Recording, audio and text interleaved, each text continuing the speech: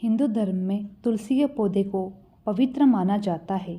इस पौधे में साक्षात भगवान विष्णु और लक्ष्मी का वास होता है। भगवान विष्णु तुलसी पत्र के बिना किसी भी प्रकार का भोग स्वीकार नहीं करते। तुलसी को विष्णु प्रिया भी कहा जाता है, इसीलिए जो मनुष्य तुलसी की पूजा करता है वह कभी दरिद्र नहीं रहता, उसकी कभी दुर्गति नहीं होती। ऐसा मनुष्य घोर पाप करने पर भी नरक में नहीं जाता। तुलसी को मात्र जल देने से क्या फल होता है, आइए जानते हैं इस महान कथा के माध्यम से। एक बार देवी सत्यभामा भगवान श्री कृष्ण से पूछती है, हे स्वामी, आप तो तीनों लोकों के स्वामी हो, फिर भी आप इस तुलसी के पौधों की पूजा क्यों करते हो? इसे नित्य जल क्यों चढ़ाते हो? इस पौधे को जल चढ़ाने का महत्व जानना चाहती हूँ।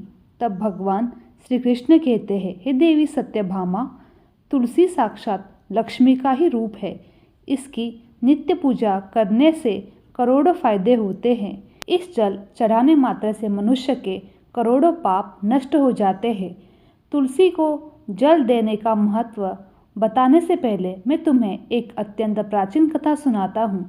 इस कथा के माध्यम से तुम्हें तुम्हारे सारे प्रश्न के उत्तर मिल जाएंगे, इसलिए तुम इस कथा को ध्यान से सुनो। श्री कृष्ण कहते हैं, देवी, जो भी मनुष्य केवल इस कथा का श्रवण कर लेता है उसे 100 वर्षों तक तुलसी को जल देने का फल प्राप्त होता है। देवी सत्यभामा कहती है, हे प्रभु, इस कथा को अवश्य सुनना चाहती हूँ। आप मुझे वह कथा सुनाइए, मैं इसे पूरे ध्यान से सुनूंगी। तब भगवान श्री कृष्ण देवी सत्यभामा को तुलसी को जल देने के महत्व की कथा सुनाते हैं। देवी सत्यभामा इस विषय में एक प्राचीन इतिहास है जो बहुत ही उत्तम और पुण्य फल प्रदान करने वाला है। पूर्व काल की बात है। अवंतीपुर में धनेश्वर नाम का ब्राह्मण रहता था। वह जन्म से तो ब्राह्मण था, वह कर्म से भ्रष्टी और कपटी था। वह चमड़ा बेचकर धन कमाने वाला तथा अत्यधिक झूठ बोलने वाला था। उसका मन हमेशा बुरे काम करने में लगा रहता था। वह चोरी, वैश्यागण तथा आसक्त स्त्री में रहता था। उसने अपने जीवन में कभी पुण्य के काम नहीं किए तथा शास्त्रों का अध्ययन भी नहीं किया, पूजा पाठ भी नहीं किया। सदैव अपना मन दूसरों के धन पर लगाकर रहता था। वह दिन में भी धन कमाता और रात्रि में वैश्यों के साथ रात बिताता था। इस प्रकार से वह अत्यंत पापी धनेश्वर ब्राह्मण अपना जीवन केवल पाप करने में व्यतीत करता था। उसने अपने मुख में कभी भगवान विष्णु का नाम भी नहीं लिया और ना ही कभी देवी देवताओं का पूजन किया। इस प्रकार से पाप करते हुए उसे अनेक वर्ष बीत गए। फिर वह धनेश्वर ब्राह्मण खरीदी बिक्री करने के लिए महिष्मतीपुरी जा पहुंचा। उसे नगर के पास नर्मदा नदी बहती मिली। स्थान पर उसे उस नदी में स्नान करने के लिए दूर दूर से लोग आए थे। फिर वह ब्राह्मण इस नदी के किनारे एक आश्रम में ठहरा। वहाँ पर उसे विद्वान ब्राह्मण मिले। वह भगवान की पूजा का पाठ और भगवान विष्णु की स्तुति में मग्न रहते थे। वह पाखंडी धनेश भी ढोंग करता था, वहीं उनके साथ रुक गया। उन विद्वान ब्राह्मणों के साथ रहकर उसे भी श्री हरि विष्णु के नाम सुनने का अवसर मिला था। वह उसे स्थान पर 1 महीने तक रुक गया था। वहाँ पर आए लोगों ने गायों का पूजन करके ब्राह्मणों को भोजन कराया, तो उस पापी ब्राह्मण ने भी उनके साथ बैठकर भोजन किया और भगवान का प्रसाद ग्रहण किया। वहीं पर उसे आश्रम में एक तुलसी का पौधा था। वह ब्राह्मण अनजाने में उसने तुलसी के पौधों में पानी डालना शुरू कर दिया। उसके मन में कोई विचार नहीं था कि वह क्या कर रहा है। वह रोज सुबह उठकर पात्र में पानी लेकर तुलसी के पौधों में पानी डालता रहता था। फिर एक दिन वह आश्रम में सोया हुआ था तो उस स्थान पर एक सर्प आ गया। उस सर्प ने उसे नींद में काट लिया। उसे पापी ब्राह्मण की नींद में ही मृत्यु हो गई। सुबह जब अन्य ब्राह्मण ने उसे बेहोश अवस्था में देखा तो उन्होंने उसके मुख में तुलसी पत्र और तुलसी जल डाल दिया। फिर सभी ब्राह्मणों को पता चला कि उसकी मृत्यु हो गई है। उस पापी ब्राह्मण की मृत्यु के बाद उस स्थान पर यमदूत प्रकट हुए और उसे पकड़कर यमलोक ले जाने लगे। रास्ते में जाते हुए वह ब्राह्मण विलाप करने लगा और यमदूतों से कहने लगा, यमदूतों, मुझे कहाँ ले जा रहे हो? मेरी मृत्यु किस कारण हुई है? तब यमदूत कहने लगे, अरे दुष्ट ब्राह्मण, तूने जन्म से लेकर मृत्यु तक बहुत पाप किए हैं। तेरे पापों के कारण तुझे एक काले सर्प ने काट लिया। तेरी मृत्यु हो गई है। तुझे यमलोक ले जा रहे हैं। वहाँ पर यमराज तेरे पापों को, कर्मों का लेखा जोखा देखेंगे और निश्चित ही तुझे भी नरक में डालेंगे। फिर वह ब्राह्मण जोर जोर से विलाप करने लगा और उन यमदूतों से क्षमा याचना करने लगा, किंतु यमदूतों को उसे पर जरा भी दया नहीं आई और वे उसे पीटते हुए यमलोक लेकर गए। जब यह दूत उस ब्राह्मण को लेकर यमराज के सामने पहुंच गए तो यमराज के पास बैठे हुए चित्रगुप्त ने उस ब्राह्मण के जन्म से लेकर मृत्यु तक कर्म का लेखा जोखा निकाला और यमराज से कहने लगे, महाराज, इस ब्राह्मण ने तो बचपन से लेकर मृत्यु तक पाप ही पाप किए हैं। इसने कोई पुण्य का काम नहीं किया है। इसने पाप ही पाप किए हैं, इसीलिए इसे नरक में डाल दी जाए। फिर यमराज कहते हैं कि इसने जीवन भर पाप करे हैं। इस दुष्ट ब्राह्मण को उठाकर ले जाओ और उसे कुंभीपाक नरक में डाल दो। यमराज के आदेश का पालन करते हुए वहाँ यमदूत हंसते हुए उस पापी ब्राह्मण को लेकर चले गए और वहाँ उसे पीटने लगे, जिससे उसे ब्राह्मण का मस्तक टूट गया। वहाँ उसे नरक में ले गए। भयंकर नरक में खोलते हुए तेल के बड़ी बड़ी कढ़ाई में, जिसमें नीचे भयंकर अग्नि भड़क रही थी। फिर यमराज के दूत ने उस ब्राह्मण को उसे खोलते हुए तेल के घड़े में डाल दिया, लेकिन जैसे ही वह ब्राह्मण उस खोलते हुए तेल के इसमें गिरा तो वह तेल एकदम से ठंडा हो गया। इस विचित्र घटना को देखकर यमदूत को बड़ा आश्चर्य हुआ। ऐसे पहले कभी नहीं हुआ था। उन्होंने कितने पापियों को उस तेल में डाला था। सभी उस खोलते हुए तेल में गिरकर झटपटाने लगे थे, लेकिन जैसे ही वह ब्राह्मण गिरा वह तेल अचानक से शांत और शीतल हो गया। आश्चर्य को देखते हुए यह यमदूत तीव्र गति से दौड़ते हुए यमराज के पास जा पहुँचे। यमराज यमदूतों से पूछने लगे कि क्या हुआ, इतने तीव्र गति से दौड़ते हुए क्यों आ रहे हो? फिर वहाँ यमदूत कहते हैं, यमराज, आपने जिस ब्राह्मण को कुंभीपाक नरक में डालने के लिए कहा था, जैसे ही हमने उसे कुंभीपाक नरक में डाला तो नरक की अग्नि बुझ गई। वहाँ खोलता हुआ तेल भी ठंड हो गया। फिर यमराज कहने लगे कि यह तो बड़ी विचित्र घटना है, ऐसा पहले कभी नहीं हुआ है। यमराज विचार करने लगे। तभी उस स्थान पर देवर्षि नारद पधारे। देवर्षि नारद को देखकर यमराज अत्यंत प्रसन्न होते हैं, उन्हें प्रणाम करके उनका स्वागत करते हैं। फिर यमराज नारद जी से कहते हैं, देवर्षि, आप उचित समय पर आए हो। हमने आज एक अत्यंत पापी ब्राह्मण को कुंभीपाक नरक में गिराया था, किंतु उसे गिरते ही नरक की अग्नि ठंडी हो चुकी और खोलता हुआ तेल भी शीतल बन गया।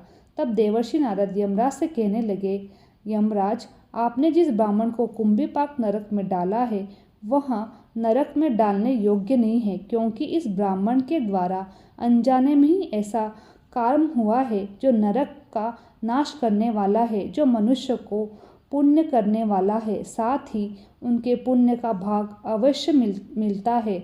यह ब्राह्मण तो 1 महीने तक भगवान विष्णु के भक्तों के साथ रहा है। इस ब्राह्मण ने आश्रम में रहते हुए नित्य तुलसी का जल अर्पण किया है, इसलिए यह बहुत बड़ा पुण्यवान बन गया है। इसके समस्त पाप नष्ट हो गए हैं। यह ब्राह्मण अब विश्वलोक जाने का अधिकारी बन गया है। इस ब्राह्मण ने अनजाने में इतना पुण्य कमाया है जो जन्म जन्मान तक मनुष्य को प्राप्त नहीं होता, इसलिए आप इसको नरक में न पकाओ। इस ब्राह्मण के पापों के लिए इसे केवल इतना दंड दो कि इस नरक लोक का दर्शन कराओ। देवर्षि की बात सुनकर यमराज अत्यंत प्रसन्न होते हैं और ब्राह्मण को तुम कुंभीपाक नरक से निकाल कर लेते हैं और अपने दूतों को कहते हैं, इस ब्राह्मण महात्मा को ले जाओ, संपूर्ण नरकों का दर्शन कराओ। फिर यह यमदूत उस ब्राह्मण को ले जाते हैं और संपूर्ण नरकों का दर्शन करने लगते हैं। भगवान श्री कृष्ण कहते हैं, हे देवी सत्यभामा, इस प्रकार यह यमदूत उस ब्राह्मण को संपूर्ण नरकों का दर्शन करते हैं और यश लोक में ले जाते हैं। फिर वह ब्राह्मण एक यक्ष बन जाता है। भगवान श्री कृष्ण कहते हैं, हे देवी, वनस्पतियों में तुलसी मुझे अधिक प्रिय है। माह में कार्तिक माह, तिथि में एकादशी और क्षेत्र में द्वारिका। इसीलिए जो मनुष्य नित्य तुलसी की पूजा करता है, तुलसी को जल देता है, वह मुझे सबसे अधिक प्रिय है। उस मनुष्य की कभी दुर्गति नहीं होती, वह कभी नरक में नहीं गिरता। जिन घरों में तुलसी का पौधा सदैव ही हरा भरा रहता है, उस घर में सुख शांति होती है। भगवान विष्णु की पूजा में उन्हें चढ़ाया जाता है। भोग में तुलसी पत्र अवश्य होना चाहिए, क्योंकि तुलसी पत्र के बिना भगवान विष्णु किसी भी प्रकार का भोग स्वीकार नहीं करते। इसीलिए प्रत्येक घर में तुलसी का पौधा अवश्य होना चाहिए। अगर आपके घर में तुलसी है तो सुख शांति और समृद्धि के लिए तुलसी को चुनरी अवश्य चढ़ाए। हमेशा ध्यान रखें, तुलसी का पौधा चुनरी के बिना अधूरा होता है। तुलसी केवल एक पौधा नहीं, बल्कि वह देवी है, विष्णु पत्नी है। इसीलिए तुलसी को चुनरी अवश्य ही चढ़ानी चाहिए। इससे पति पत्नी में प्रेम विश्वास बढ़ता है और घर में रहने वाली महिलाएं सदा सुहागन और सौभाग्यशाली रहती है। तुलसी का विवाह अवश्य करवाना चाहिए। इससे मनुष्य के सभी दुखों का अंत होता है और सांसारिक जीवन सुख में बीतता है। तुलसी के पौधों के पास अपशब्द नहीं बोलना चाहिए। तुलसी के पास भूलकर भी जूते चप्पल अथवा रखने नहीं चाहिए। इससे पाप माना जाता है। जहाँ पर तुलसी का पौधा है, उस स्थान के आसपास थूकना घोर अनर्थ होता है। तुलसी के पास जल से भरा हुआ घड़ा नहीं रखना चाहिए। तुलसी के पौधों के पास दीपक जलाने के बाद दीपक वहाँ से हटा देना चाहिए, क्योंकि तुलसी के नीचे बुझा हुआ दीपक रखना शुभ नहीं माना जाता। जिस स्थान पर तुलसी का पौधा होता है, उस स्थान पर हमेशा सफाई रखनी चाहिए। इसीलिए नियमित रूप से तुलसी के पौधों के पास साफ सफाई का ध्यान रखें। तुलसी के पौधों में शिवलिंग और गणेश जी की प्रतिमा नहीं रखनी चाहिए। साथ ही तुलसी के गमले में अन्य किसी प्रकार का पौधा लगाना अशुभ होता है। कपड़ों से गंदा पानी तुलसी के पौधों में नहीं डालना चाहिए। नाखून भी नहीं डालने चाहिए, इससे तुलसी का अपमान होता है। यदि तुलसी के पत्ते सूख कर गिर जाते हैं तो उन्हें कचरे में नहीं देना चाहिए। उन पत्तियों को आप तुलसी की मिट्टी में दबा देना चाहिए। रविवार के दिन तुलसी के पत्ते नहीं तोड़ना चाहिए और रविवार को तुलसी को जल भी नहीं चढ़ाना चाहिए। बाकी अन्य दिन और नित्य नियम से तुलसी को सुबह जल देना चाहिए। शाम के समय एक दीपक जरूर जलाए। महिलाएं स्नान के बाद अपने बाल खुले रखकर तुलसी को जल देती है। ऐसा करना गलत होता है। महिलाओं को हमेशा अपने बाल बांधकर माथे पर सिंदूर लगाकर तुलसी में जल देना चाहिए। इससे तुलसी का आशीर्वाद प्राप्त होता है। घर में तुलसी का पौधा लगाते समय ध्यान रखें कि इसके लिए गंदी मिट्टी का उपयोग न करें। तुलसी के पौधों में हमेशा अच्छी मिट्टी का उपयोग करना चाहिए। इससे अगर आप इसका इस्तेमाल नहीं करते तो तुलसी माँ रूठ जाती है और सूखने लगती है। तुलसी का पौधा कभी गंदे स्थान पर नहीं लगाना चाहिए, जैसे कि नाली अथवा बाथरूम के पास तुलसी का पौधा कभी नहीं रखना चाहिए, अन्यथा गंदा पानी तुलसी के पौधों में गिर सकता है और वो बहुत ही शुभ नहीं होता है। घर में तुलसी का पौधा कभी सूखना नहीं चाहिए। शास्त्रों में ऐसी मान्यता है, तुलसी के पौधों का सूख जाए तो घर की सुख समृद्धि खत्म हो जाती है। शास्त्रों के अनुसार मासिक धर्म के दौरान महिलाओं को तुलसी के पौधों में पानी नहीं डालना चाहिए और तुलसी को स्पर्श करना भी वर्जित है। तुलसी को बिना स्नान किए जल नहीं देना चाहिए। पैरों में चप्पल आदि पहनकर भी तुलसी को जल देना नहीं चाहिए। तुलसी को जल देते समय ध्यान रखें कि वह जल आपके पैरों में ना पड़े, इससे तुलसी का अपमान होता है। श्री कृष्ण कहते हैं, नित्य तुलसी के दर्शन करने से मनुष्य को स्वर्ग की प्राप्ति होती है और तुलसी पत्र का सेवन उसके सभी पाप नष्ट हो जाते हैं। तुलसी का पौधा हमेशा घर के सामने लगाना चाहिए। इसे पूर्व अथवा उत्तर दिशा में लगाना सबसे अधिक शुभ होता है। तुलसी के पास मरुस्थलीय पौधे रखना बेहद अशुभ माना जाता है। ऐसे पौधों से नकारात्मक ऊर्जा निकलती है। शास्त्र में कहा गया है, जिन पौधों से हरी भरी पत्तियां उत्पन्न ना हो, उसे स्थान पर कांटे निकलते हो, ऐसे पौधों को तुलसी के पास कभी नहीं रखना चाहिए। शास्त्रों में केले के पौधों का विशेष महत्व बताया गया है। अगर तुलसी के पास केले का पेड़ लगा देना बहुत शुभ होता है, तो इसके कई गुना अधिक लाभ होते हैं। केले के पेड़ में भगवान विष्णु का वास होता है। इसे तुलसी के पास लगाने से घर में सुख समृद्धि आती है। तुलसी के पौधों में शालिग्राम भी अवश्य रखना चाहिए। तुलसी के गमले में शालिग्राम रखने से तुलसी का भी अधिक शुभ प्रभाव होता है। शालिग्राम भगवान विष्णु का निराकार रूप माना जाता है। यह काले रंग का पत्थर होता है, जिसे विलक्षण और मूल्यवान माना गया है। इससे अगर तुलसी के गमले में रखें तो आपके घर में संपूर्ण नकारात्मक ऊर्जा नष्ट हो जाएगी। घर में केवल एक ही शालिग्राम की पूजा करनी चाहिए। पुराणों में कहा गया है, भगवान विष्णु की मूर्ति से कई ज़्यादा उत्तम होता है। शालिग्राम को चंदन लगाकर उसे एक तुलसी का पत्ता रखना चाहिए। प्रतिदिन शालिग्राम को पंचामृत से स्नान कराना चाहिए। सभी जनों के पाप नष्ट हो जाते हैं। शालिग्राम सकारात्मक और सात्विकता का प्रतीक होता है। तो दोस्तों, इस प्रकार भगवान श्री कृष्ण ने देवी सत्यभामा को तुलसी के पौधों में जल देने का महत्व बताया है और घर में तुलसी का पौधा लगाने का नियम बताया है। आपको यह कथा कैसी लगी कमेंट में ज़रूर बताएं। जानकारी अच्छी लगी तो वीडियो को लाइक ज़रूर करें। साथ ही कमेंट में जय श्री कृष्ण और जय माँ तुलसी ज़रूर लिखें। आपसे विनती है, आप इस चैनल को सब्सक्राइब ज़रूर करें ताकि ऐसी आध्यात्मिक जानकारी आपको प्राप्त हो सके। आप सभी का धन्यवाद।